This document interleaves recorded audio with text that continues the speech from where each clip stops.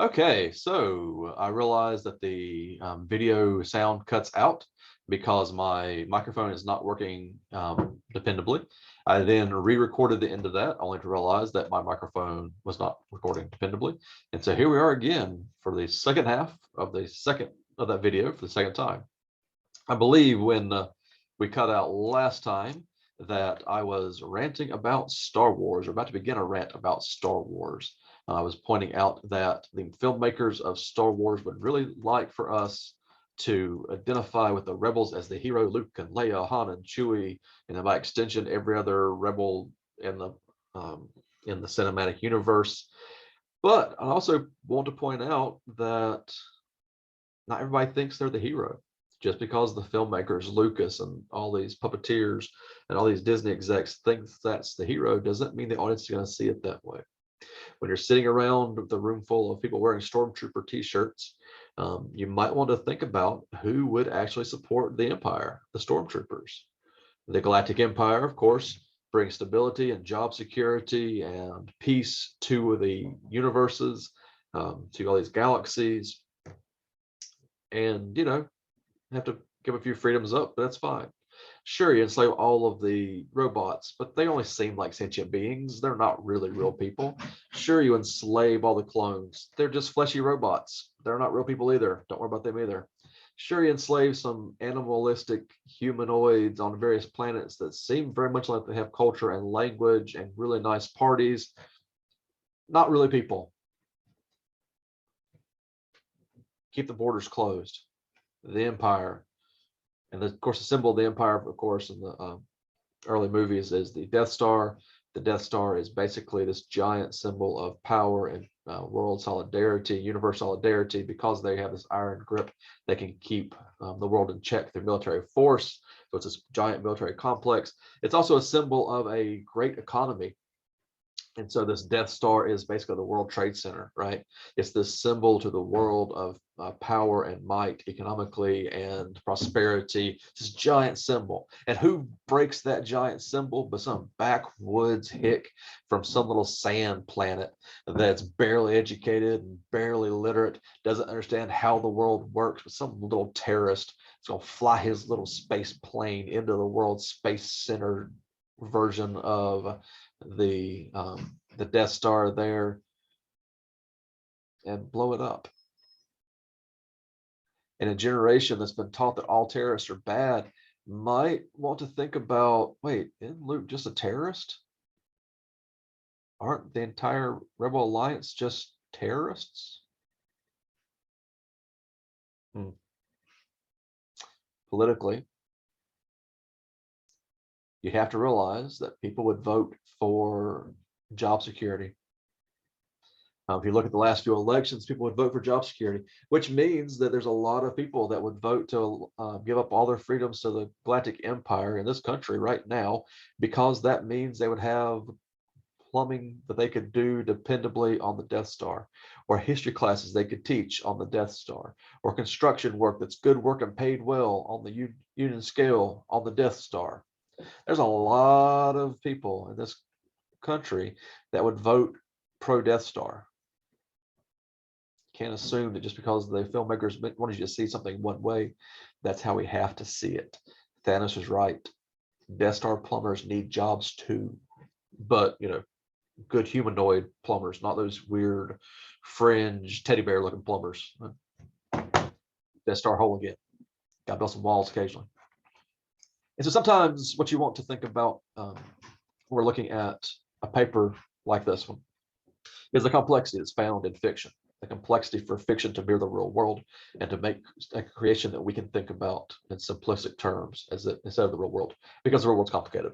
And sometimes you need to think about how fiction itself is complicated and limited, but the real world is most important. And that's an important distinction, because if the real world is most important, then that's going to wind up being the last part of our paper. As you break apart this enthymeme paper using parallelism, as we discussed in previous classes, if the most important part of your paper is the real world situation, then that comes last in your paper. Then you're going to use the play and the setup of the play to understand the real world situation. So essentially what you are saying is Dr. Stockman and the Enemy People shows us what heroics is, so we will recognize it when we see it in Dr. Fauci during the COVID crisis. Or for the flip side of that example, the hero of Enemy of the People is clearly Mayor Peter Stockman, who is trying to protect the population and the economy, just like Trump did in the early days of the COVID crisis, right? If you think that the literature is there just to make us understand the real world better, then end us on the real world, because that is the most important piece of your paper. If you think that the real world is just there to service the literature, then start off with the real world. Here is a real world situation. It is bad, and we can use that to help us understand the stakes in Enemy of the People. So here is Flint, Michigan. Here is a scientist trying to protect the people of Flint, Michigan, and being rejected just like Dr. Stockman in Enemy of the People. Here are mobs of unruly citizens that just want to be left alone, that teach us about the mobs in Enemy of the People. Where you put P1 and P2, position 1 and position 2, the first part of your paper and the second part of your paper is going to matter the overall impact. Yes, I am your audience. Yes, I'm an English teacher. Yes, I am in my office currently with a SpongeBob poster behind me, ironically, because I don't really like SpongeBob. Also have Dungeons and Dragons and a stack of literature textbooks, kind of mingled together, my own books that I have written. If you look close enough, you may even see the cover of one of my books framed, propped up against the SpongeBob. Yes, I seem, if I'm the audience of one, to be very into literature. Maybe make the literature most important if you're trying to make it important to me. Maybe. If you're trying to make it important to you, then it really does come down to, what do you find most important? Fiction or nonfiction? Fake people or real world people? Are you going to be most concerned tonight about The Bachelor and what happens on who's getting a rose on Paradise Island? Or are you going to spend more time thinking about This Is Us and Kevin, that's not actually a real person, but that I'm rooting for to stay sober this season, and I'm hoping he's finally going to make it? You know, what's most important? It's different for everybody. It's different for every audience. Understanding your audience helps you understand that. Understanding that literature and can help us understand the real world, and conversely, perhaps that the real world can help us understand literature, may point out why we need more of both. You know, there are some times we need to bury our head in the sand and just get by. There are some days when the world looks like it's overwhelming and we need to just get by. There's also some times we need to stop and ask, why are we making the Ukrainians out to be the victims in this national political story? Would American media see it differently if the Ukrainians were not blonde Caucasians? Would American media cover it differently if the neighboring country were people of color? If this is happening in the Middle East, what would America do? If this is happening in Central Asia, what would America do? If this is happening in any part of Africa where one nation was invading the other, what would America do? Sometimes you have to face those realities too. Look at all of that.